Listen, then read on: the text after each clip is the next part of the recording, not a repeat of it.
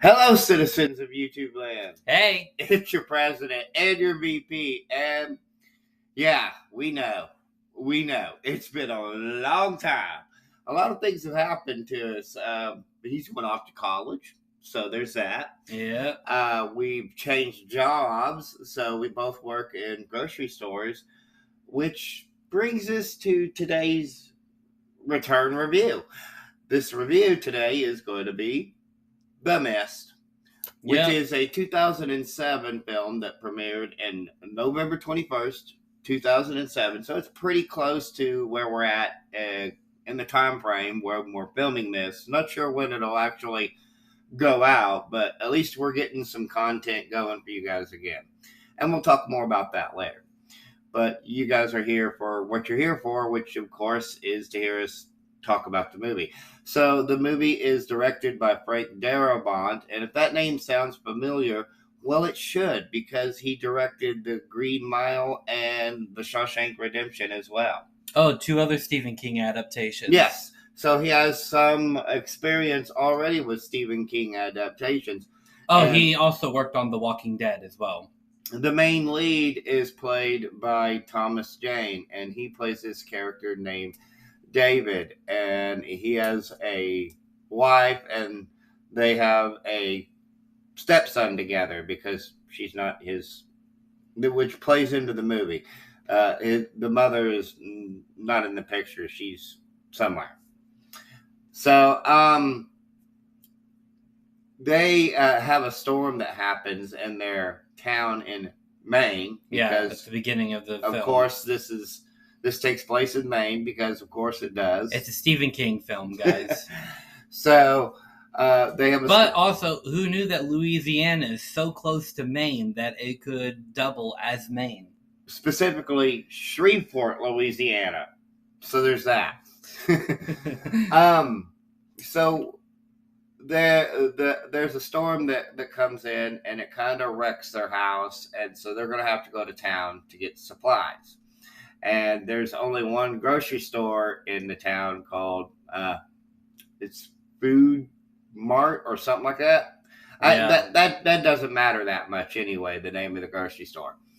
They go to the grocery store, and they're in their grocery store, and they're getting supplies when suddenly a town resident barges into the store. And he says there's something in the mist. And yeah, that's when things kind of kick in quickly. So one thing I really like about The Mist is that it doesn't really take long for the film to get going.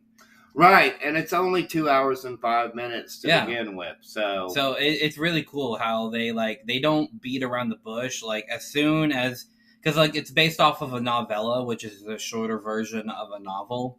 But like as soon as they get to the grocery store, that's when everything starts to happen, because then sirens start blaring and stuff, and then they think that they had an earthquake, and then there's something in the mist, and so a group of them get together, right? And this bad boy, his name is Norm, and I got a theory on this. Okay, hear me out. Now, Norm is played by the same actor who plays Sherman from the American Pie films. So my theory is that Sherman got so tired of being rejected by women in Michigan that he moved to Maine and changed his name and got a job at that grocery store. Because it's kind of basically the same character as the Shermanator. Seriously. Yeah. It's literally just the Shermanator. And they all go, and then they cut the power, right? And then they basically said that he doesn't, he cuts the power, right? And there's something that moves against the door. And it's a great build-up, by the way, because then they open the door, and then tentacles start coming out of the door, and they're like, what? And then Norm, the bag boy, winds up sleeping with the fishes, with the tentacle monster. Yeah, he does. And they can't believe what they've seen. And David basically is like, yo, something's going on here. But he can't convince some of the other town residents, because there's one that's played, I forget his name, but he's been in a lot of stuff too. And he's a black actor. And he's kind of like, whoa, whoa, whoa, we need to find a way to figure out a rescue plan. We need to remain calm. And David's like, y'all can't go out there because there's something out there. And they show him and everything that there is indeed something going on, right? Meanwhile, we've got this character named, and we really got to talk about her, Mrs. Carmody. Now, Mrs. Carmody was in the grocery store, and in the tradition of Annie Wilkes from Misery and Margaret White from Carrie, we get our religious fundamentalist cult leader, everybody. Yay! Yay! And also in the tradition of Isaac from the Children of the Corn. Yeah. So, basically, she's like, it's death out there. And then, like, she starts quoting Revelations and stuff. And then she says that, like, God is a vengeful God and all that. And it's like, lady, did you not read the New Testament? Because clearly you have read it if you're quoting Revelations. Like, well, so they decide that they're going to formulate a game plan, right? And this game plan, by the way, is kind of a poor game plan because they just reinforce the glass around the supermarket with dog food, which will help to a certain degree, but it's not going to prevent the inevitable from happening. And then, like, these locust these locust type creatures. Whoa. Before that. They actually have a group that decides that they're going to go out into the mist. Yeah. One of them being this, like, biker dude. Yeah. And they at least put a rope around him because it's sort of the trope that you see often in, like, creature movies of the sort. Even to a certain degree in The Thing, where they use this exact same scenario where you tie somebody on, you tie a rope or something around somebody so that you can pull them back. Yeah, that's what we get here, except that only half of the biker comes back because he too sleeps with the fishes via some sort of monster in the mist. Yeah. Because we don't know exactly just yet what's out there. Yeah. We get a semblance of what's going to come because that night, go ahead with the locust. Yeah. These locust type creatures start kind of like going onto the glass and they're kind of like attracted to the light in a way. And so then like these like bird-like creatures start coming in and start eating the locust, but they're also banging on the glass and starts cracking. And then, basically, to put it bluntly, they wound up breaking into the store, and then all hell breaks loose. Where they nearly burn down the grocery store because they attempt to use a torch, and they trip, and it falls, and one dude ends up getting kind of caught up in the flames. Yeah. And then one girl winds up getting stinged by one of the locust things.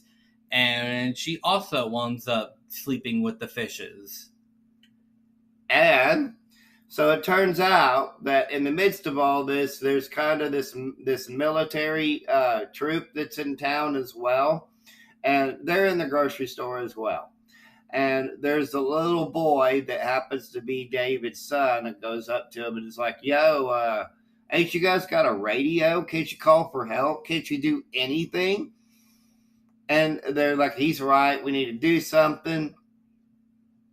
So they have to go to the pharmacy now, though, because it's the next day. And the dude that gets caught up in the flames is going to die without antibiotics. So they go to the pharmacy in the midst of the mist. What they find there... We forgot to talk about that one girl that went out into the mist at the very beginning of the film. Oh, yeah. Yeah. There's this one scene where, and it's pretty important, that at the beginning of the movie, there's this one lady that's like, listen, I'm going home to my kids. There's nothing that's going to stop me. There's nothing that's going to prevent me from going home to my kids. My 8-year-old sometimes forgets that they have to watch the younger sibling. So I got to skedaddle home, which that's neither here nor there. Sometimes situations happen. You're going to run down to the store. The 8-year-old can handle it for 15 minutes. I get that in a way. That's neither here nor there. We're not going to talk about that. So she goes off into the mist, presumably never to be seen again. Yeah. So which is important. We then also see that one of the ladies in the grocery store has a gun. Yeah. Right? And then they're like, does anybody know how to use one? And then that's when we see Ollie, who's like, yeah, I know how to use one. Ollie's a real OG, by the way, y'all. You're going to love Ollie. He takes command. Listen, if we're not going to give anything away yet, but Ollie should be manager of the store. Yeah. Just say that. Because, like, he straight up, like, says in the film, like, there's one guy where he's like, I'm going to take all of your names and file a police report after all this is over. And he's like, all right, you can take your names and do that, but shut up and listen to me. And we kind of skipped over or fast forwarded a little bit, but the one thing that you need to remember, though, that this gun they have only has 12 bullets. 12 bullets. And a few of them are, and several of them are used against the monsters. And one of them's reserved, well, two of them's reserved for somebody who we've already talked about. We'll get to there. So basically, after that, they go to the pharmacy next door, right? We're now back to where we were talking about. They go to the pharmacy next door, right? And then they see this military police guy where he says... Which they have used a couple of bullets on the flying creatures that had attacked the night before. Yeah. So the military police guy is like, I'm sorry, this is all our fault, yada, yada, yada. Like, what do you mean it's your fault? And then, like, he straight up, like, falls over because, like, there's like, these spider-like creatures coming out of him now. And he, like, falls over. And it's a really cool Sleeping with the Fishes. For a visual comparison, if you guys have ever seen a movie called Slither, there's a similar scene where a lady is... Well, she's carrying the alien seeds. Yeah. Just say that. So, like, he falls over, right? And basically, in a way, he kind of, like, explodes. And all of the spider things that were in his body kind of, like, come out now. And then they're like, oh, crap, we got to get back to the store. And they run quickly to the store. Yeah. And they use a couple of bullets on the spiders as well. So, because it's very important that 7. you need to you keep track of the bullet count because this is important. Because now they're down to 7. So, they have to use one more. And then, Mrs. Kermode, in the meantime, has, as we said, the religious fanatical cult leader. She'd had her prayer, she had her revelation, she had her vision. She has convinced a lot of them to be on her side. We're nearing the end now, and David realizes there's really only one way they can get out of this situation, and that is that they can't stay in the grocery store.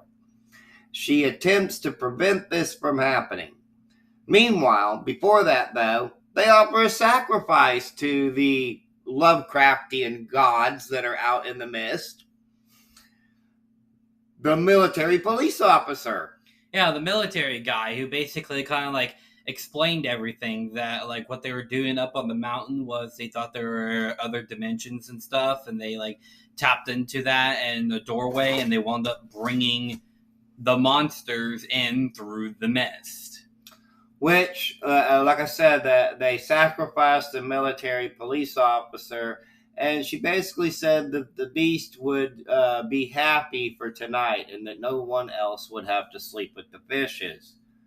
The next day, she decides that the child, David's kid, has to be the one that's sacrificed. So Ollie, being the real OG that he is, makes sure that our fanatical cult leader sleeps with the fishes via bang bang. Yeah, and she winds up sleeping in the fishes in the Christ pose as well. Yeah, so it's symbolism. So with that, Ollie is allowed to go out with them, which, unfortunately, guys, he gets eaten by one of the monsters in the mist. Yeah, he too sleeps with the fishes. So we're down to the final four. It's David. The final five. Yeah, the final five actually. It's David. It's his wife. It's his kid. Not his wife. No, that's his wife. No. Yeah. No. Girlfriend? No. It's just some woman who kind of like been taking care of his son. Remember, his wife is back at the house. I thought they were involved together. No. I missed that part. Okay. Yeah. Whatever. Basically, there's this woman at the grocery store who's been helping David take care of his son. He even asks her, "Do you have any kids of your own?" And she's like, "No." And he's like, "Well, you're a real natural at it." But like his own wife is still stuck at the house, and we see after they make it to their car that his wife had unfortunately been succumbed to the spider creatures. Alright, so like I said, it's David. It's the some lady that's taking care of his kid. It's his kid. It's this real OG grandma who we also will kind of root for in the movie, especially the part where she takes like she takes the pea cannon, she chucks it at the religious nut job. She's like, "What? They stole it in the Bible, don't they?" And I have plenty of pea cans here with me, so shut up. So she's there. Dude who brought the first warning siren, he's in the car. So there's all five of them. And they come to the realization there's really only one thing they can do. Yeah, and he because like they see a giant creature walking in the mist. And this creature is only known in the movie as well as in the novel as the Behemoth. So with only one thing left to do, and with the gun only having 4 bullets left, David tells him, "Well, I'll think of a way. I'll think of something." So we get the 1, the 2, the 3, the 4 shots. And David, distraught, desperate, he tries to make sure he too sleeps with the fishes. Guns out of bullets. What does he do? He goes out into the mist. He's telling the creatures, yelling, come on. And that's when we see a tank start rolling in with the military clearing out the creatures of the mist. And that's when David comes to the realization that he basically killed them for nothing. Sorry, made them sleep with the fishes for nothing. Yeah, we can edit that part out. So anyways, guys, that was The Mist. And we picked this one because, first of all, it's a pretty fun movie. It's a good Stephen King adaptation. And the CGI holds up pretty well, Second honestly. of all, we can kind of relate now because we work in grocery stores. So there's that.